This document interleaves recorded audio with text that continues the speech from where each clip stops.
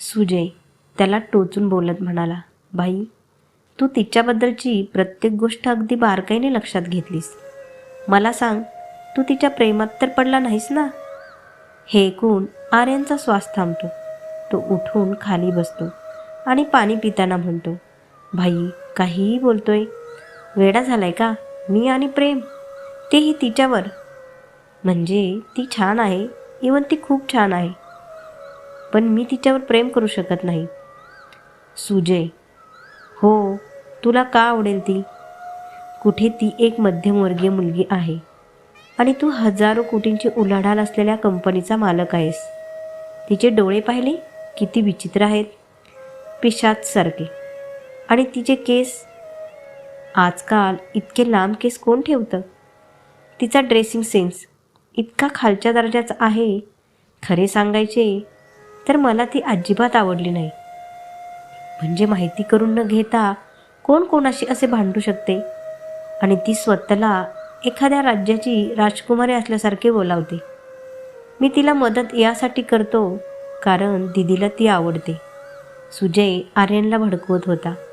हे सर्व ऐकून आर्यनला राग येतो. तो सूरजकडे बघून म्हणाला, तो सुजयकडे बघून म्हणाला, काय बोलतोस भाई तू? तुला ती आवडत नसेल तर मग तिच्यासोबत असा मित्र असण्याचे नाटक का करतोस? ती आधीच खूप दुःखी आहे. अरे, तुझं हे नाटक तिच्या चांगल्या लोकांवरील विश्वास संपवू शकते. ती मध्यमवर्गीय असूनही ती आपल्या बोलण्यातून लोकांना जो आनंद देते ते करोडो रुपये देऊनही मी देऊ शकत नाही. तिचे डोळे विचित्र नाहीत तर खूप गोंडस आहेत, पण मला कळत नाही, एक उदासी दिसते तिच्या डोळ्यात. तिचे केस रूपांजलासारखे खूप छान दिसतात. जर ते मोकळे असेल तर सोनेरी वाळू विखुरल्यासारखे दिसते. तिचे हास्य कोणत्याही दुःखी व्यक्तीच्या डोळ्यात चमक आणते. ती कोणत्या राज्याची राजकुमारी असू या नसू, परंतु ती नक्कीच तिच्या स्वतःच्या घरची राजकुमारी आहे. हे सांगताना आर्यन फक्त खुशीचाच विचार करू लागतो. सुजयने आर्यनला मिठी मारली आणि म्हणाला, you love her my sweet brother. माझ्या भाई, तू त्या मुलीच्या प्रेमात पडत आहेस. ही जादू कशी झाली, कधी झाली माहीत नाही, पण मला इतकं माहीत आहे, हे झालंय. आर्यन, सुजय थांब. सुजय थांब यार, मला माहीत नाही हे प्रेम आहे की अजून काही, कारण मला नाती आणि भावनांबद्दल तितकंसं काही माहीत नाही. मला काही माहीत असेल तर इतकंच की जेव्हा नैनादीने मला सांगितलं की खुशी अजून घरी पोचली नाही, तेव्हा मला एक विचित्र अहसास जाणवला. जणू मला श्वासच येत नाही, किंवा जसं काय माझ्या जवळचे कुणीतरी हरवले आहे. मी तिच्यापर्यंत पोहोचेपर्यंत माझे संपूर्ण शरीर थरथरत होते. तिला बेशुद्धावस्थेत पाहून मी क्षणभर थांबलो. मला वाटले की माझे जग संपले आहे. मला याआधी कोणासाठी ही भावना नव्हती. मी पूर्ण रस्ता तिच्याकडे पाहत आलो. मला या भावनांना कोणतेही नाव द्यायचे नाही, कारण मला भीती वाटते की मी जर नाव दिले तर मला या नात्याकडून अपेक्षा असतील, आणि जर खुशीचा माझ्याबद्दलचा द्वेष कधीच कमी झाला नाही तर मी तुटेल. आणि तुला माहीत आहे की मला हे सर्व आवडत नाही. सुजय आर्यनच्या खांद्यावर हात ठेवून, भाई, हे प्रेम असेच असते. आपल्याला कळतही नाही आणि एक अनोळखी माणूस अचानक आपला होऊन जातो. त्याला दुःखात पाहून आपल्याला त्रास होतो. राहिली गोष्ट खुशी तुझा तिरस्कार करते, तर ती तुझाच काय, ती तिच्या शत्रूचाही द्वेष करत नाही. ती चांगली आहे, खूप चांगली आहे. सुजयचा हात खांद्यावरून काढत आर्यन म्हणतो, थांब भाई, आता जास्त लवगुरू बनू नको. असे वाटते की तू स्वतः एखाद्यावर मोठ्या उत्कटेने प्रेम केले आहे. सुजयला नैनाचा आवाज आठवतो. अजून तर तसं झालं नव्हतं, पण आता होईल असं वाटतंय. आर्यन, कोणावर भाई? सुजय, आत्ता मी फक्त आवाज ऐकला आहे. ज्या दिवशी मी तिला भेटेन तुला सर्वात आधी सांगेन. हे माझे वचन आहे. मी आता झोपणार आहे. मला उद्या खुशीला भेटायचे आहे. असे म्हणत सुजय आर्यनच्या बेडवर झोपला. आर्यन, तू तुझ्या खोलीत जाऊन झोप. मला लवकर झोपावे लागेल. मला उद्या तिला सॉरी म्हणावे लागेल. शेवटी मी तिला विनाकारण खूप दुखावले आहे. सुजय, तू आणि सॉरी बघू बेटा, कारण तू पण आहे आणि मी पण. आर्यन, बघू बेटा, कारण उद्या मी तिला सॉरी बोलणार आहे. असं बोलून आर्यन उशी उचलून सुजयला मारतो. आणि हो, आता इथून निघून जा. आज मी एकटा झोपेन माझ्या खोलीत. सुजय पडल्या पडल्या, दोस्त दोस्त ना रहा, प्यार प्यार ना रहा, जिंदगी अब तेरा एतबार ना रहा.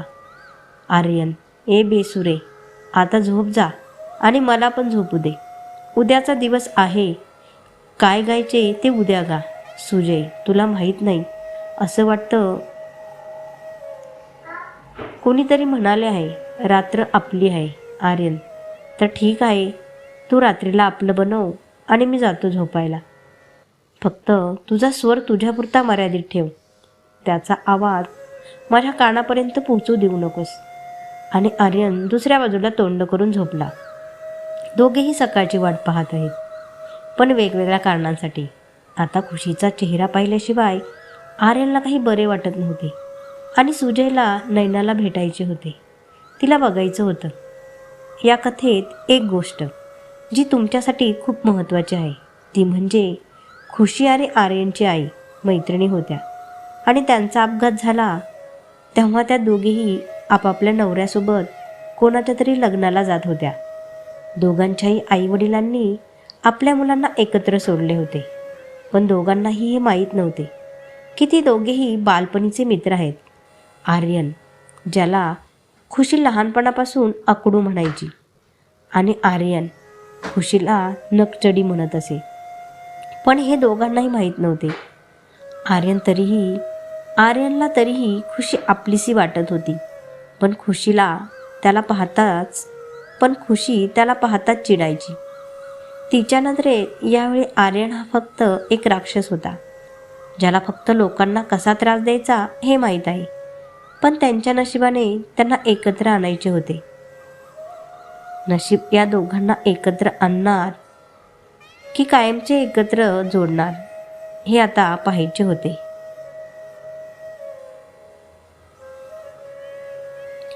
खुशीला आज सकाळी लवकर जाग आली. नैनाला जाग येण्याआधीच तिने आज सगळी कामं उरकली. तिला ऑफिसला जायचं होतं म्हणून पटकन नाश्ता तयार करून नैनाला उठवायला गेली. दी, उठ, आज मी सर्व कामे केली आहे. नाश्त्यासाठी बटाट्याचे पराठे तयार केले होते, ते टेबलवर आहेत. आत्यासाठी मंदिरात पूजेची फुले ठेवली आहेत. आई भवानीची पूजा केली आहे. मी आईशी बोलणार आहे, तोपर्यंत तू आंघोळ कर. नैना खुशीच्या कपाळाला स्पर्श केल्यावर, बेटा, तुला वेदना होत नाहीत ना? काल रात्री तू झोपलीस म्हणून मी तुला विचारू शकले नाही. खुशी, अरे दी, काही दुखत नाही, थोडी दुखापत झाली आहे. ते तर मी राक्षस सरपोतदारला मूर्ख बनवत होते, जेणेकरून त्यांचा माझ्यावरील राग कमी होईल. नैना, बाळा, असं नाही बोलायचं. काल रात्री तुझा बॉस तुझ्याबद्दल खूप काळजीत होता. मला अजून एक सांग, तुला दुखापत झाली आहे तर तुला काम करायची काय गरज होती? मी सर्व काम केले असते. खुशी, दी, एवढं तर करू शकते मी. आणि हो, घरातील काम करण्याचा तूच काय ठेका घेतला आहेस? कधी कधी मीही काही काम केले पाहिजे.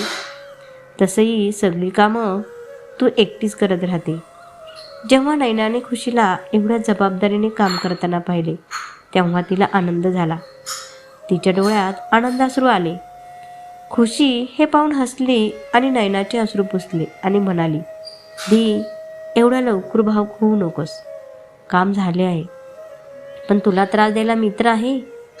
नैना काही बोलण्याआधी, होय, मला माहीत आहे. आता तू म्हणशील की हे आनंदाचे अश्रू आहेत. कधी कधी हे अश्रू कोणाचे सख्य आहेत अशी शंकाही येते. दुःख असो वा सुख नेहमीच येतात, नैना. आणि तुला असं का वाटतं आजीबाई? खुशी, दी, ते आपण दुःखी असतानाही येतात आणि आनंदी असतानाही येतात. मला तर समजतच नाही. खुशी कपाळावर बोट ठेवत आणि विचार करण्याचे नाटक करते. या क्षणी ती इतकी उदास दिसते की नैना तिचे गाल ओढते आणि म्हणते, जास्त विचार नको करूस, नाहीतर तुझे एवढेसे डोके आहे ते फुटेल. मग उठून बाथरूमकडे जाताना, बरं आज तुला ऑफिसला जायचं नाही का? कालच्या घटनेमुळे तू रजा घेणार आहेस, कारण काल तुझ्या बॉसने तुला सुट्टी मिळणार नाही असे स्पष्ट सांगितले होते. खुशी, अरे हो दी, माहीत आहे, मला जायचे आहे आणि पटकन जायचे आहे, नाहीतर तो राक्षस सरपोतदार मला पुन्हा दुसरीकडे कुठेतरी पाठवेल. त्यांच्या डोक्यात हेच चालू असते की केव्हा आणि किती त्रास देतील मला. खरं बोलते आई भवानी, एक खून माफ केला तर. पुन्हा विचार करून, नाही नाही, मी जरा जास्तच बोलते. मी कोणाचा खून करू शकत नाही, मी थोडेही राक्षस आहे. नैनाने तिच्या डोक्यावर हलकेच मारले आणि म्हणाली, वेडी कुठली, काहीही बोलत राहते. खुशी, कुठली नाही, मी पुण्याची आहे आणि तिथलीच राहील. नैना, हो आजीबाई, तुझ्याशी कुणीही जिंकू शकले आहे का? तेव्हा आता मी जिंकेल. खुशी, तसेही तू आधीच खूप चांगली आहेस, पण हो, असेच हुशारीने काम करत राहा तर तू आणखी चांगली वाटशील. नैना, जशी तुझी इच्छा आजीबाई. दोघी हसायला लागतात. आईशी बोलत असताना खुशीला खूप उशीर होतो, म्हणून खुशी पराठे गुंडाळून पर्समध्ये ठेवते आणि ऑफिसला निघून जाते. सरपोतदार हवेली. आज आर्यन पण लवकर उठला होता. आर्यनला सहसा जॉगिंग केल्यानंतर शॉवरमध्ये जास्त वेळ लागतो, पण आज तो 5 मिनिटातच बाहेर आला. पटकन तयार होऊन तो आज डायनिंग टेबलवर होता.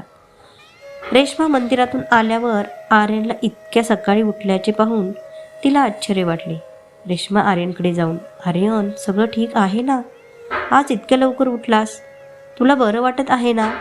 आर्यन रेश्माला बसवत, हो दी, सकाळी लवकर जाग आली म्हणून उठलो. आता मी विचार करतोय मी नाश्ता करावा. आज बटाट्याचे पराठे बनव प्लीज. रेश्मा आश्चर्यचकित होती आणि बरोबर आनंदीही. ती फक्त आर्यनकडे पाहत राहिली. आर्यन, जर तुझी इच्छा नसेल तर काही हरकत नाही, तू पुन्हा कधीतरी करू शकते. रेश्माने आर्यनचा चेहरा धरला आणि म्हणाली, नंतर का? फक्त 20 मिनिटं दे, मी आत्ता बनवते. रेश्मा स्वयंपाकघरात आली. आज किती दिवसांनी माहीत नाही, पण आर्यनने त्याच्या मनाने काहीतरी सांगितले होते. आर्यन लहानपणी अनेकदा असा हट्ट करायचा. रेश्माने पटकन पराठे केले. तोपर्यंत इतर सर्वजण आले होते. पराठे पाहून सुजय इतका खुश झाला की त्याने रेश्माला आपल्या दोन्ही हातांनी उचलून घेतले. रेश्मा खोटा राग दाखवत, छोटे, खाली उतरव, नाहीतर एकही पराठा मिळणार नाही. सुजय, स्वारी, तुझ्या हातातले पराठे पाहून मला जरा उत्साह आला. करण, वाह, काय पराठे. रघु काका, आजपासून पराठे बनवण्याचं कॉन्ट्रॅक्ट दीदीला दिले जात आहे. तुम्ही आजपासून सुट्टीवर. करणचे बोलणे ऐकून सगळे हसायला लागले. आजी, पण बेटा, आज तुझा उपवास होता ना, मग तू एवढं काम का करायला सुरुवात केली? आणि तसं तुला वाटलं होतं तर तू आमच्यापैकी कुणालाही सांगू शकली असते ना. रेश्मा, आजी, आज आर्यननेच मला बनवायला सांगितले म्हणून मी बनवले. रेश्मा आता आर्यनजवळ उभी होती. आजी, मी तर विसरलेच होते की कधी असा हट्ट आर्यनने मागच्या वेळी माझ्याकडे केला होता. आज मला बालपणीचा आर्यन पुन्हा एकदा दिसला. त्यांनी त्याच्या वयाच्या आधीच स्वतःला इतके जबाबदार बनवले आहे की तो काही बोलत नाही आणि हसतही नाही. कधी कधी असे वाटते की माणसाने इतकं पण समजदार नसायला पाहिजे, त्याच्यात नेहमीच बालिशपणा असावा. आर्यन, दीदी, तू आता मला सेंटी करू नकोस. पराठ्याचा आनंद घेऊ दे मला. सध्या तुला माझ्यासाठी अनेक पदार्थ तयार करायचे आहेत. आता मी तुझ्याकडे हट्ट करणार. सुजय आणि करण एकत्र. हो बाई, नक्की कर. तुझ्यासोबत आम्हाला पण मिळेल, नाहीतर आमच्यावर कोण प्रेम करतो? रेश्मा, तुम्ही तिघे माझा जीव आहे. तुमच्यापैकी कोणीही माझ्यासोबत नसेल तर हे कुटुंब अपूर्ण आहे. तिघांनी मिळून रेश्माला मिठी मारली. रेश्मा आज खूप खुश झाली होती. मग सुजयने रेश्माच्या खांद्यावर हात ठेवला आणि म्हणाला, बरं दीदी, आम्ही तुझा जीव आहोत. मग जिजू काय आहेत? रेश्मा, छोटे, तू खूप उद्धट झाला आहेस. सुजय, हा दीदी, तो तर झालोय. एक काम कर, माझं लग्न कर, कदाचित परिस्थिती सुधारेल. रेश्माने सुजयच्या गालावर हलकेच मारले आणि त्याचे कान ओढले. ठीक आहे, तर लग्न करायचे आहे तुला? आत्ता करते, असं म्हणत ती सुजयच्या मागे धावते. सुजय, दी मला नंतर मार, पण जिजू मुंबईहून पण जिजू दिल्लीहून कधी येणार ते तर सांग. दुसरी दिदी तर नाही शोधली त्यांनी? सुजय रेश्माजवळ येतो आणि तिचे गाल ओढतो. रेश्मा आजच येणार आहे. आणि दुसरी शोधली असेल तर तुम्ही तिघे कशासाठी आहे, हो ना? तिघेही भाऊ स्वॅल्यूट पोजमध्ये एकत्र उभे राहतात. नक्कीच दी. सर्वांना असे पाहून मामी आणि आजी मनातल्या मनात आनंदी होत आहेत. आर्यन, सुजय ऑफिसलाही जायचं आहे. करण, चल मी तुला तसाच कॉलेजला सोडतो. करणला कॉलेजला सोडून दोघेही ऑफिसला जातात. आर्यनची केबिन आज खुशीने खूप छान सेट केली होती. जे काही हवे होते ते तिथे ठेवले होते. आजच्या क्लायंटच्या सर्व फाईल्स टेबलावरच होत्या. आर्यनची ब्लॅक फिल्टर कॉफी तिथेच किटलीत होती. आज खुशीला कोणाचाही ओरडा ऐकायचा नव्हता. तेवढ्यात आर्यन ऑफिसमध्ये आला. सवयीमुळे तो थेट केबिनमध्ये येतो आणि त्याची नजर खिडकीजवळ उभ्या असलेल्या खुशीवर पडते. खुशीने तिचे केस एका बाजूला करून बांधले होते. काही केस तिच्या चेहऱ्यावर उडत होते. आर्यन खुशीला पाहतच राहतो. तेवढ्यात त्याला कपाचा आवाज ऐकू येतो, जो खुशीने ठेवला होता. खुशी, सर, ती तुमची कॉफी आहे. आर्यन, ठीक आहे मिस सावंत. आता तुझी जखम कशी आहे? खुशी, छान सर, मला आता बरे वाटत आहे. आर्यन, गुड. प्लीज मला समर्थ कन्स्ट्रक्शनची फाईल दे. खुशी ड्रॉमधून फाईल काढून आर्यनला देते. आर्यन, मिस सावंत, सर्व विभाग प्रमुखांना मीटिंग रूममध्ये यायला सांगा. आज आमची एक महत्त्वाची मीटिंग आहे. खुशी, ठीक आहे सर. खुशी खाली रिसेप्शनजवळ येऊन सगळ्या ऑफिस हेडला कॉल करून मीटिंग रूममध्ये यायला सांगते. आत्ताच ती जरा बसली होती, तेवढ्यात आर्यनचा कॉल येतो. तो तिला तातडीने केबिनमध्ये यायला सांगतो. खुशी आल्यावर आर्यन तिला काही नोट्स देतो आणि फोटोकॉपी करायला सांगतो. ते काम केल्यावर खुशी आर्यनला बाहेर जाण्यासाठी विचारते. आर्यन, जरा थांब, मला तुझ्याशी काही महत्त्वाचं बोलायचं आहे. खुशी मनातल्या मनात, हे भवानी आई, हे पुन्हा कालच्या विषयावर सुरू व्हायला नको. पण तरीही ती हिंमत एकवटून म्हणाली, होय सर, बोला. आर्यन तिच्या जवळ येतो आणि काही बोलायचा प्रयत्न करतो. तेवढ्यात शिपाई काही फाईल्स घेऊन येतो आणि म्हणतो की सुजय सरांनी या फाईल्स पाठवल्या आहेत. आर्यन खुशीला त्या घेऊन लॉकरमध्ये ठेवायला सांगतो. खुशी हे सर्व करत असताना आर्यनचे लक्ष तिच्याकडेच असते. खुशी, सर मी आता जाऊ का? एवढं बोलून खुशी केबिनचा दरवाजा उघडते, पण आर्यनने तिचा हात ओढून दार बंद केले. आर्यन, तू रनिंगचे शूज घातले आहेस का? खुशी, नाही. पण हे का विचारताय? आर्यन, कारण तू पळून जाण्याची संधी शोधत आहेस.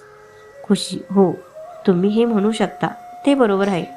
कारण मला वाटते आपण एकत्र घालवलेला वेळ चांगला नाही, तर निदान तणावपूर्ण तरी नसावा, असे मला वाटते. काल रात्री घडलेल्या गोष्टींचा मी खूप विचार केला आणि मला वाटले की मी तुमच्याबद्दल चुकीची विचारसरणी तयार केली आहे. ती चुकीची असू शकते, पण मी या विचाराने वागले तर परिस्थिती थोडी चांगली होईल. हे ऐकून आर्यनला तिच्याबरोबर तो जे वागला त्याचं वाईट वाटलं. तो तिच्यासमोर उभा राहतो आणि म्हणतो, होय, आपली भेट तितकीशी चांगली नव्हती हे खरे आहे, पण त्यानंतर माझ्याकडून खूप चुका झाल्या. म्हणून मिस सावंत, मला पहिल्यापासून माझ्या वाईट वागणुकीबद्दल तुला सॉरी म्हणायची आहे. खरं तर जेव्हा मला दीचा फोन आला तेव्हा तू कुठे असेल असा विचार मनात आला आणि तेव्हापासून मला वाटू लागलं की हे माझ्यामुळे घडलं.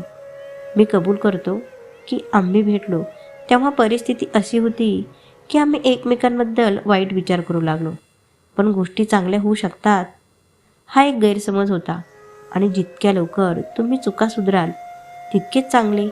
आर्यन त्याचा हात पुढे करत, मग आपण मित्र होऊ शकतो का? हे सगळं खुशीला स्वप्नवत वाटत होतं. म्हणजे राक्षस सरपोतदार इतका चांगला वागू शकतो आणि स्वारीही म्हणतोय, याची कुणी कल्पनाही करू शकेल का? खुशी स्वतःशीच म्हणाली, मी झोपेत तर नाही ना? असे म्हणत ती स्वतःला चिमटे काढते. मग आर्यन तिच्याकडे झुकला आणि म्हणाला, नाही, हे खरं आहे, कारण मी खरंच तुला सॉरी म्हणतोय. त्यामुळे लवकर निर्णय घेण्याची गरज नव्हती. मला जे योग्य वाटतं ते करायला मला आवडतं. आता तुला जे योग्य वाटतं ते कर. खुशीला हे सर्व स्वप्नवत वाटले.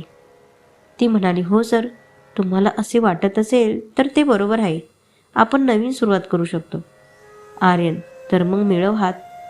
का नाही, आजपासून नवीन मैत्रीची सुरुवात करूया. असं म्हणत खुशी आणि आर्यन हात मिळवतात. तेवढ्यात मीटिंग रूममधून फोन आला की सर्व विभाग प्रमुख तिथे पोचले आहेत. आर्यन खुशीला त्याच्यासोबत जाण्याचा इशारा करतो आणि जातो. खुशी आज खूप खुश झाली. केबिनमधून बाहेर पडताना ती जोरात ओरडली, मिस्टर राक्षस सरपोतदार, स्वतःला दाखवतो तितका वाईट नाही. दी बरोबर आहे. ती स्वतःशीच बोलत चालली होती. खुशी समोर लक्ष देत नाही. तेवढ्यात तिची कोणाशी तरी टक्कर होते आणि फाईल तिच्या हातातून खाली पडते. समोर काळा कोट घातलेला एक माणूस उभा आहे. उंची 6 फूट, गोरा रंग, उजव्या हाताच्या बोटात एक अंगठी जी तो विवाहित असल्याचे दर्शविते. डोळ्यांवर आधुनिक शैलीचा चष्मा, केस सेट केलेले, पांढरा शर्ट आणि पॅन्टवर काळा कोट, जो पाहून कोणीही सांगू शकेल की तो वकील आहे. त्यांनी अत्यंत विनम्रतेने पडलेल्या फाईल्स उचलल्या आणि खुशीच्या हातात दिल्या आणि म्हणाले, मोहतरमा, सांभाळून. मला मान्य आहे की सुंदर मुलींना काहीही करण्याचा अधिकार आहे, पण कोणालाही पाडण्याचा नाही, कारण मी इथे पडलो तर माझा कचरा होईल हे निश्चित आहे. फाईल सेट करत असताना खुशी म्हणाली, कोण आहात तुम्ही? कथा आवडली असेल तर लाईक करा, कमेंट करून सांगा आणि चॅनलला सबस्क्राईब करा. धन्यवाद.